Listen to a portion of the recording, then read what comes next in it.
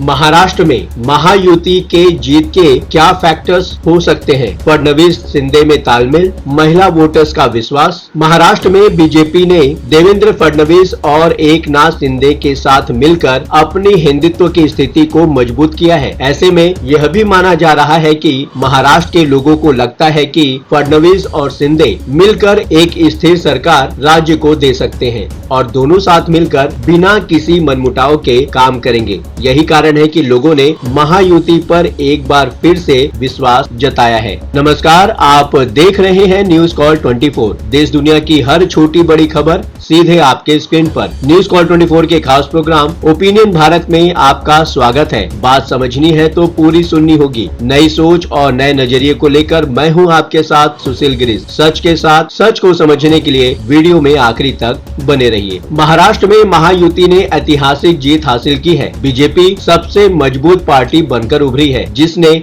अपना अब तक का सर्वश्रेष्ठ स्ट्राइक रेट हासिल किया है। ये 2014 की 122 सीटों से भी बेहतर है। सबसे बड़ी बात यह है कि बीजेपी ने देवेंद्र फडणवीस और एकनाथ शिंदे के साथ मिलकर अपनी हिंदुत्व स्थिति को मजबूत किया है। ऐसे में यह भी माना जा रहा है कि महाराष्ट्र के लोगों को लगता है कि फडणवीस और शिंदे मिलकर एक स्थिर सरकार राज्य को दे सकते हैं और दोनों साथ मिलकर बिना किसी मनमुटाव के काम करेंगे। यही कारण है कि लोगों ने महायुति पर एक बार फिर से विश्वास जताया है। लोग बीजेपी के बारे में बिल्कुल स्पष्ट थे। दूसरी सबसे बड़ी बात तो यही है कि जहां तक राज्य का सवाल है, लोग बिल्कुल स्पष्ट हैं। वे बाला साहब ठाकरे की विरासत को एकनाथ शिंदे को सौंपना चाहते हैं, क्योंकि उनका स्ट्राइक रेट भी बहुत अच्छा रहा। जो परिणाम आए उनमें से लगभग 70% यह दर्शाता है कि एकनाथ शिंदे एक ठोस नेता साबित हुए हैं और अपनी लाड़की बहन योजना के साथ वे महिलाओं को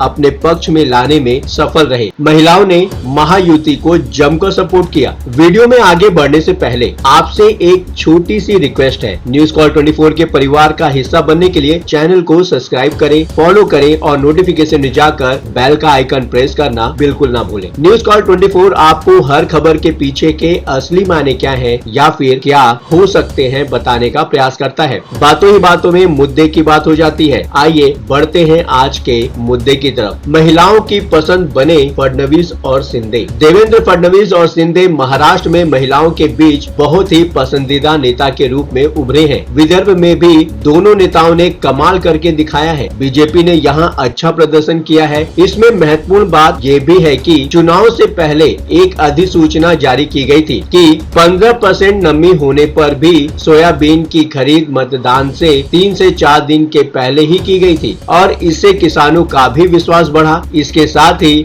लोगों को यह विश्वास हुआ कि सरकार महिलाओं किसानों को कुछ दे रही है। शरद पवार का सबसे खराब प्रदर्शन। और एक आखिरी बात यह है कि पवार बनाम पवार की इस लड़ाई में शरद पवार ने महाराष्ट्र में अब तक का सबसे खराब प्रदर्शन किया है। उनका स्ट्राइक रेट 10 से 11% से भी कम रहा है, जो कि यह दर्शाता है कि वे जिन 80 से अधिक सीटों पर चुनाव लड़ रहे थे, उनमें से अगर उनकी पार्टी का ग्राफ इतना नीचे आया है तो यह एक समय के महान नेता के लिए बहुत बड़ी गिरावट है। अब शरद पवार का जादू खत्म हो चुका है। भले ही लोकसभा चुनाव में शरद पवार की बेटी सुप्रिया सुले को लोगों ने चुना हो, लेकिन इस विधानसभा चुनाव में लोग अजित पवार के साथ नजर आए। आप अपने विचार को कमेंट के माध्यम से देश और समाज के सामने रख सकते हैं। ये प्लेटफॉर्म है जनता का, आपका, आपकी आवाज उठाने का। अब आपकी बात नहीं रहेगी अनसुनी। आपकी सलाह, आपके विचार हमारे लिए मायने रखते हैं। खुलकर अपनी बातें रखें, कमेंट करें और अपनी प्रतिक्रिया